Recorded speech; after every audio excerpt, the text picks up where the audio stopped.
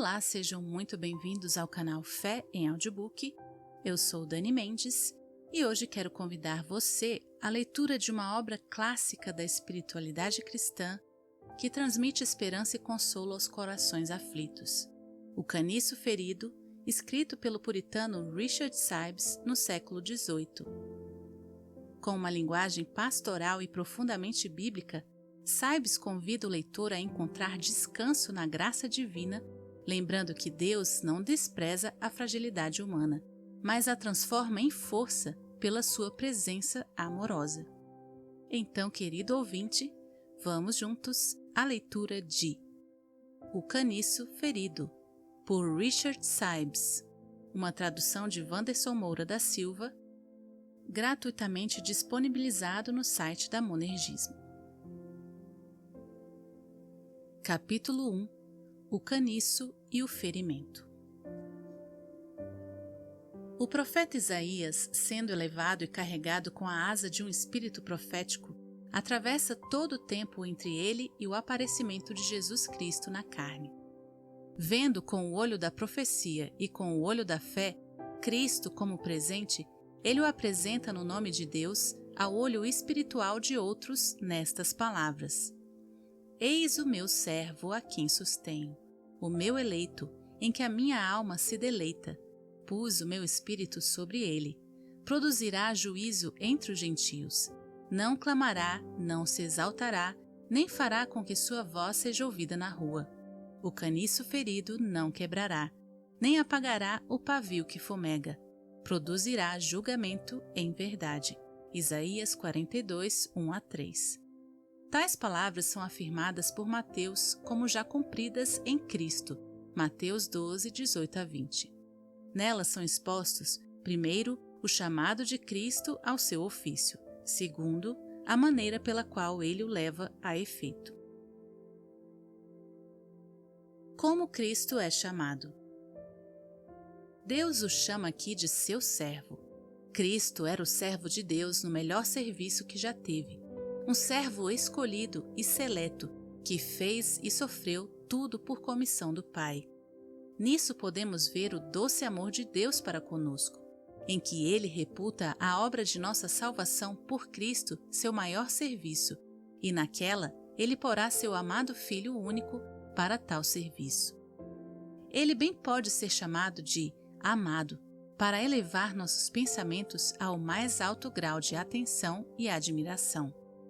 Na hora da tentação, as consciências apreensivas olham tanto para o problema presente em que estão, que precisam ser incitadas para contemplar a Ele, em quem podem encontrar repouso para suas almas aflitas. Nas tentações, é mais seguro olhar para coisa nenhuma, a não ser Cristo, a verdadeira serpente de bronze, o verdadeiro Cordeiro de Deus que tira o pecado do mundo. João 1:29.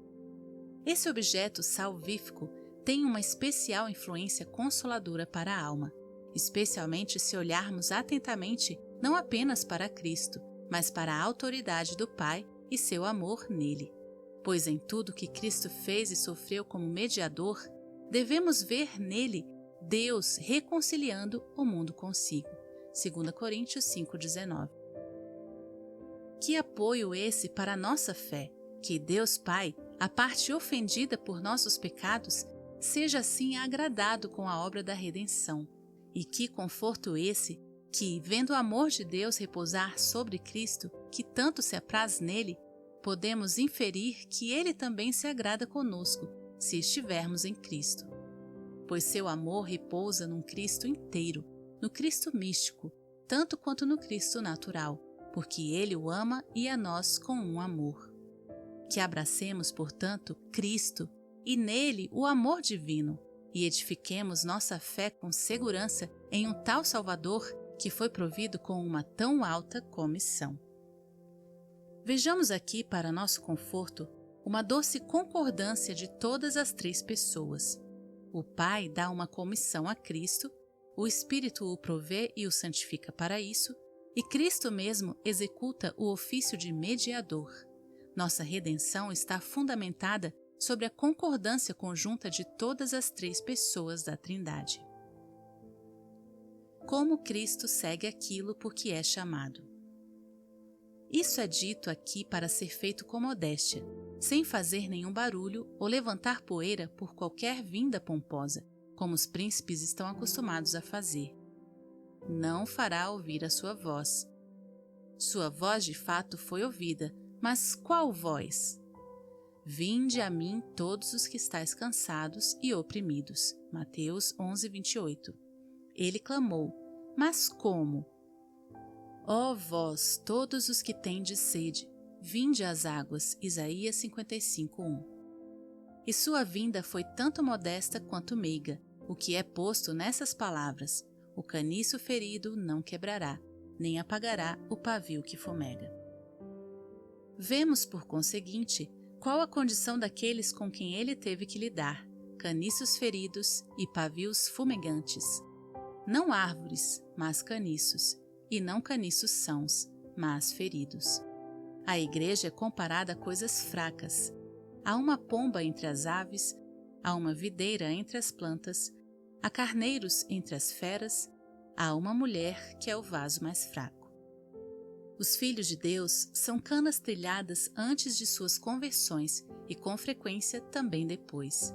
Antes da conversão, todos, exceto os tais que, sendo criados na igreja, Deus se deleitou em se mostrar gracioso desde a infância, são caniços feridos, ainda que em diferentes graus, tal como Deus considera adequado. E como há diferenças com respeito a temperamento, dons e modo de viver, assim também há no propósito divino de usar homens no tempo vindouro, pois comumente ele esvazia os tais de si próprios e os torna em nada, antes de usá-los em quaisquer grandes serviços. O que deve ser ferido? O caniço ferido é um homem que, na maioria das vezes, está em alguma miséria, como estavam aqueles que vieram a Cristo para obtenção de ajuda, e pela miséria é levado a ver o pecado como a causa daquela, pois sejam quais forem os pretextos que o pecado dá, eles chegam a um término quando ficamos feridos e quebrados. Ele fica sensível quanto ao pecado e à miséria, mesmo da ferida, e não vendo nenhum auxílio em si próprio, é levado com o incansável desejo de ter suprimento de um outro, com alguma esperança, a qual pouca o eleva para fora de si mesmo a Cristo, ainda que não ouse alegar qualquer direito presente à misericórdia. Essa fagulha de esperança, tendo a oposição de dúvidas e temores que nascem da corrupção, torna-o como o pavio que fumega, de modo que os dois em conjunto, um caniço ferido e o pavio que fumega, compõem o estado de um pobre homem angustiado. Esse é um tal a quem o nosso Salvador Cristo dá o termo de pobre de espírito, Mateus 5:3, que vê suas necessidades e também vê a si próprio devedor à justiça divina. Ele não tem meio nenhum de prover por si mesmo ou pela criatura, e sobre isso chora, e sobre alguma esperança de misericórdia da promessa e dos exemplos daqueles que obtiveram misericórdia, é excitado a ter fome e sede por ela. Os bons feitos do ferir. Esse ato de ferir é exigido antes da conversão, para que assim o espírito possa abrir caminho para si mesmo dentro do coração, ao arrasar todo o orgulho, pensamentos altivos, e para que possamos entender a nós mesmos como sendo o que de fato somos por natureza. Amamos nos apartar por nós próprios e a ser estranho em casa, até Deus nos ferir por uma ou outra cruz, e então caímos em nós mesmos e voltamo-nos ao lar como pródigo. Lucas 15:17. É duríssima coisa trazer um coração estúpido e intencionalmente ambíguo a clamar de modo sentido por misericórdia. Nossos corações, como criminosos, até que sejam derrotados em todos os seus subterfúgios, nunca bradam pela misericórdia do juiz. Outra vez, esse ferir nos leva a dar um alto preço a Cristo. Então o Evangelho se torna de fato o Evangelho. Então as folhas de figo da moralidade não nos farão bem algum. E ele nos torna mais gratos, e da gratidão passamos a ser mais frutíferos em nossas vidas. Pois o que torna muitos tão frios e estéreis, senão por aquele ferimento pelo pecado, que nunca fazia com que eles estimassem a graça de Deus? Semelhantemente, esse lidar de Deus estabelece-nos o mais possível em seus caminhos, tendo tido pancadas e ferimentos em nossos próprios caminhos. Esse é, a miúde, a causa de relaxamentos e apostasia, porque os homens nunca sentem a dor pelo pecado de início. Eles não estiveram tempo bastante sobre o açoite da lei. Aqui, essa obra inferior do Espírito em abater os pensamentos altivos, 2 Coríntios 10:5, é necessária antes da conversão. E no mais das vezes, o Espírito Santo, para promover a obra de convicção, junta a ela alguma aflição, a qual, quando santificada, tem o poder de curar e purgar.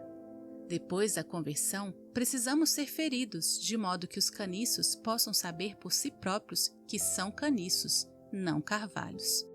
Mesmo caniços precisam ser feridos, devido ao resto de orgulho em nossa natureza, e nos levar a ver que vivemos por misericórdia. Tal ferimento pode ajudar os cristãos mais fracos a não ficarem por demais desencorajados, quando virem os mais fortes abalados e feridos. Assim foi Pedro ferido quando chorou amargamente. Mateus 26:75. Esse caniço, até encontrar com sua ferida, tinha em si mais vento do que seiva quando disse: ainda que todos te abandonem, eu nunca te abandonarei. Mateus 26:33. O povo de Deus não pode ficar sem esses exemplos. Os feitos heróicos daqueles grandes notáveis não confortam a igreja tanto quanto suas quedas e feridas. Assim foi Davi ferido, até que chegasse a uma livre confissão, sem espírito ardiloso. Salmo 32, 3 e 5. Pelo contrário, suas tristezas fizeram surgir em seu próprio sentimento até a intensa dor de quebra dos ossos. Salmo 51, 8. Assim, Ezequias se queixa de que Deus, como um leão, quebrou todos os seus ossos. Isaías 38, 13. Assim precisou o vaso escolhido Paulo, do mensageiro de Satanás, para o esbofetear, para que não devesse se gabar além da conta. 2 Coríntios 12, 7. Aqui aprendemos que não devemos ser rígidos em demasia ao julgarmos a nós e a outros quando Deus nos exercita com ferimento sobre ferimento. Deve haver uma conformidade com a nossa cabeça, Cristo, que foi ferido por nós, Isaías 53, 5, para que possamos conhecer quanto estamos ligados a Ele. Espíritos ímpios, ignorantes quanto aos caminhos de Deus em levar seus filhos ao céu, censuram os cristãos esmagados pela dor como pessoas miseráveis, sendo que Deus está operando neles uma obra boa, graciosa. Não é questão fácil trazer um homem da natureza para a graça, e da graça à glória, tão inflexíveis e intratáveis que são nossos corações.